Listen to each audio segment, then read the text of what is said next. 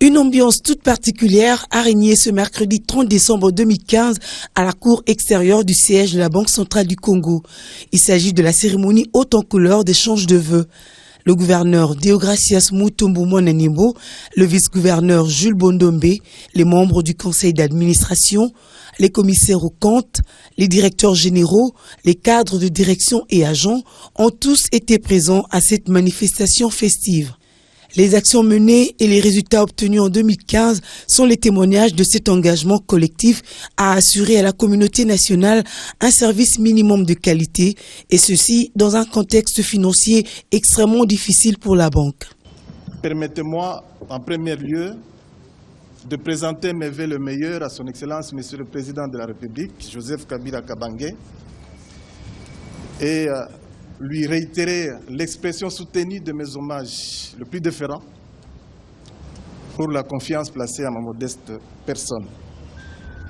À vous tous ici présents, aux cadres de direction, aux cadres et agents des entités provinciales, ainsi qu'à vos familles respectives, j'adresse mes vœux les plus sincères de paix, de bonheur, de bonne santé et de succès pour l'année 2016. Quoique de manière moins marquée, l'économie congolaise, à l'instar d'autres pays africains, a ressenti les effets néfastes de la conjoncture internationale difficile. Le taux de croissance connaît un recul de 1,8 point de pourcentage en 2015, s'établissant à 7,7% contre 9,5% en 2014. Et c'est principalement dans les secteurs extractifs que l'impact a été le plus significatif, avec l'arrêt de la production de certaines compagnies minières. Et vous l'avez suivi. Toutefois, la croissance économique de la RDC reste soutenue par le secteur primaire, en dépit du fléchissement de sa contribution à 3,4 points de pourcentage, revenant de 5,5 points en 2014. Le secteur tertiaire, lui, vient en seconde position avec une contribution de 3,1 points de pourcentage, et cela grâce au dynamisme des activités de commerce, de transport et télécommunications. Le secteur secondaire, lui, sa contribution reste très marginale au produit intérieur brut.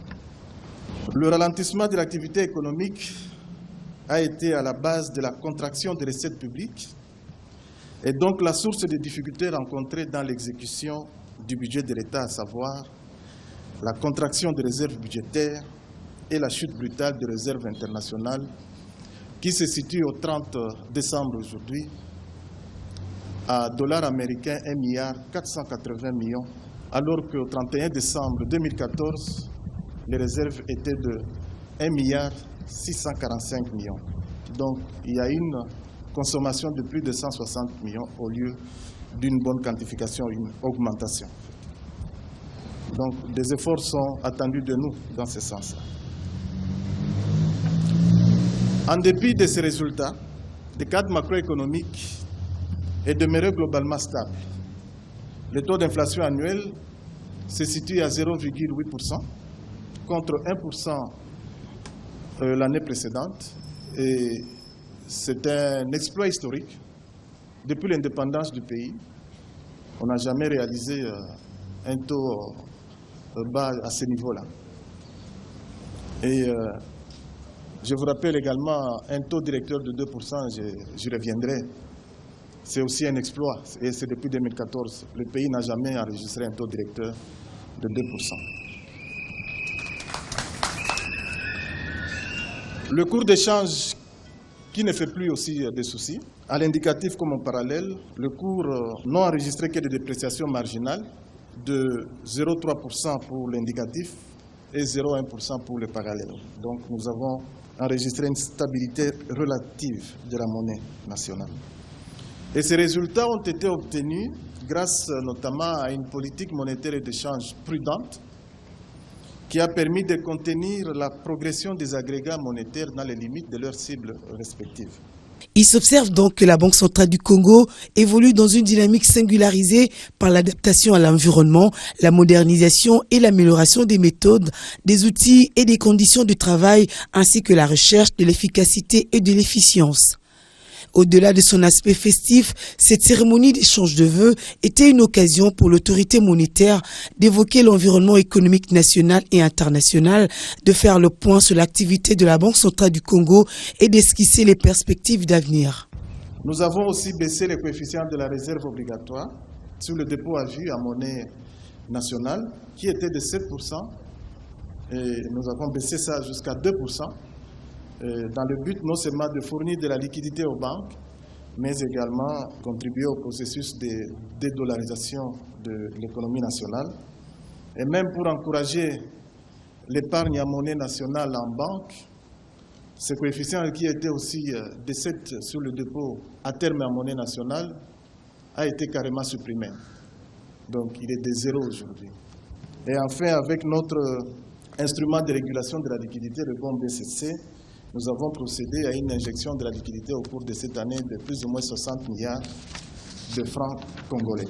Dans le secteur financier, la Banque centrale a sans cesse renforcé son dispositif de surveillance des intermédiaires financiers en alignant son cadre réglementaire aux normes internationales. On a intégré le principe, les normes de BAL 1, BAL 2 dans notre dispositif prudentiel. Et nous avons intensifié ici à la Banque les actions de formation des superviseurs financiers et nous continuons à moderniser l'infrastructure de collecte de l'information auprès des institutions financières. Troisièmement, la Banque centrale s'est dotée d'un système interne de notation des banques dans le cadre de la supervision basée sur le risque.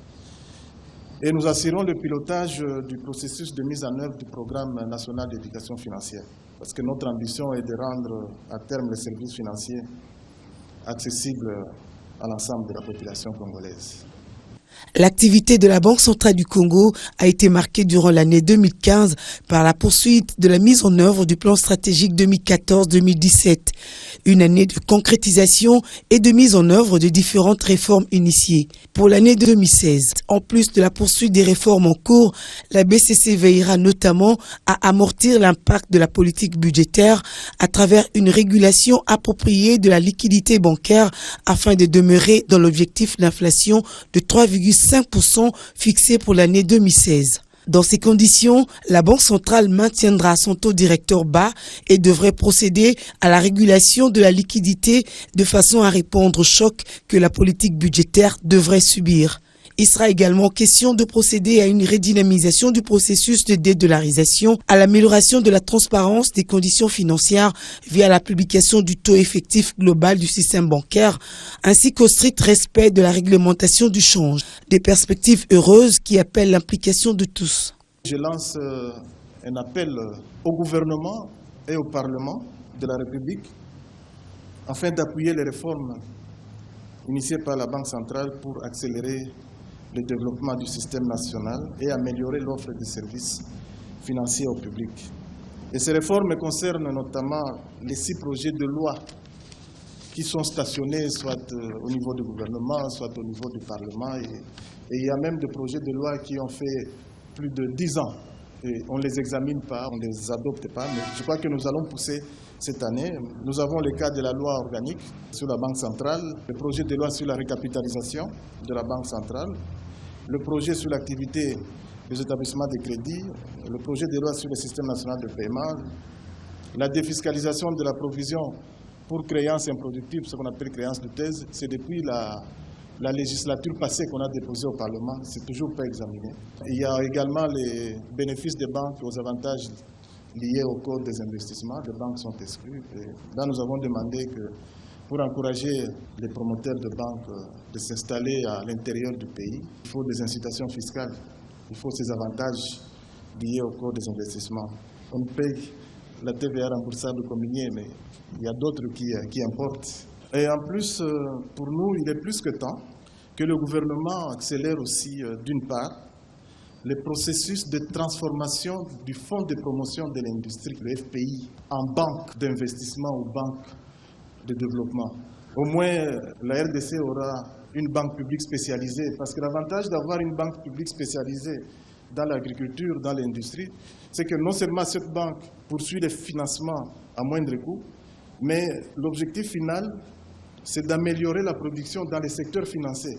Il est temps aujourd'hui qu'on ait cette banque et la transformation du FPI peut faciliter cette réforme. Mais je n'en veux pas au travail, je ne dis pas qu'ils doivent partir, ils seront là.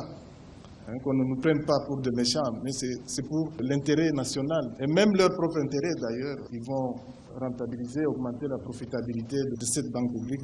La joie était à son comble au cours de cette cérémonie fortement agrémentée. L'occasion a été donnée au gouverneur de la Banque centrale du Congo, Deogracias Mutombo Monaniembo, de vider toutes les préoccupations soulevées par le personnel via le président de la délégation syndicale relative à l'amélioration de leurs conditions professionnelles et sociales.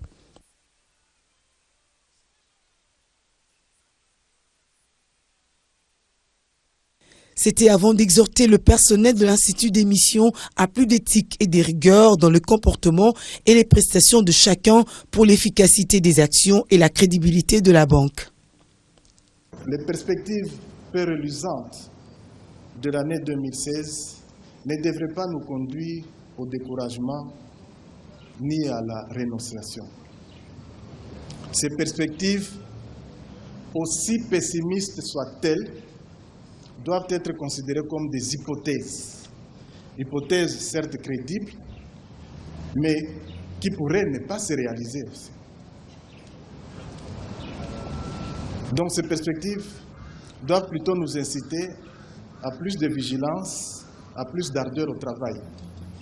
Entrons donc dans la nouvelle année 2016 avec des prédispositions, avec une ardeur renouvelée au travail, conscient de nos responsabilités, conscient des défis qui sont devant nous et conscient de la contribution que nous sommes appelés à apporter à la construction de notre nation en vue de son émergence à l'horizon 2030.